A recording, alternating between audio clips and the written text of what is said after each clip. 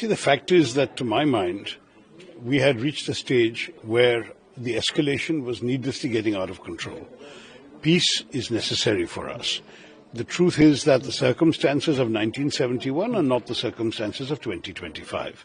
There are differences. As far as I'm concerned, I believe that the people of India deserve peace. We have suffered a lot. We have lost a lot of casualties. Ask the people of Poonch how many have died since this war began and the shelling from the Pakistanis. I'm not saying that we should always stop wars. When there are reasons to continue them, we should continue. But this was not a war we intended to continue. We just wanted to teach the terrorists a lesson. That lesson has been taught. I'm sure the government will continue trying to identify and track the specific individuals who did the horrors of Pahalgam.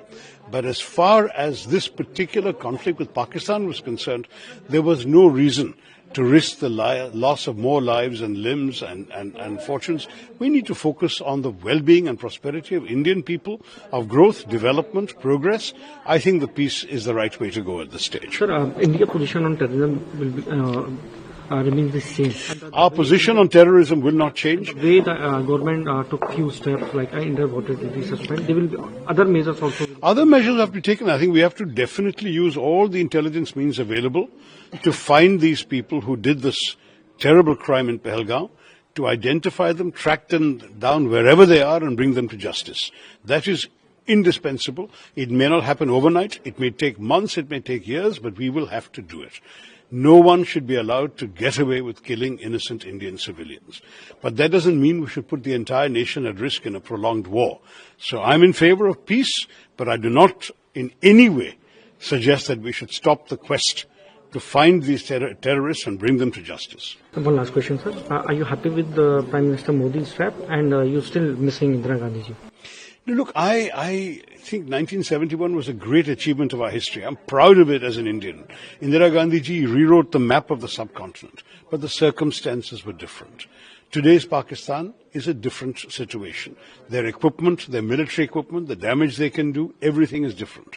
And the circumstances of Bangladesh, we were fighting a moral cause to actually bring people to freedom and liberation. That was a completely different story. This is a different story. We would have ended up with a much longer, protracted conflict with a lot of loss of life on both sides, a lot of damage, a lot of expense. Is this the biggest priority for India today? No, it's not. We wanted to teach those who had sent these terrorists across that there is a price to be paid. We still have to catch the individual terrorist perpetrators, but we do not need to tie the whole country down in a war. That is something I've been very clear about from the start. India did not, I believe, at any stage see the action of the 7th as the beginning or the opening salvo of a long protracted conflict. For us, it was one-off. We'll do it. If Pakistan did not escalate, we would not have escalated. Pakistan did. We also did. It was getting to a point where if it continued like this, we would needlessly have been caught into a long drawn-out war without a clear objective at the end of it. Liberating Bangladesh is a clear objective. Just keeping on firing shells at Pakistan is not a clear objective. You see the difference.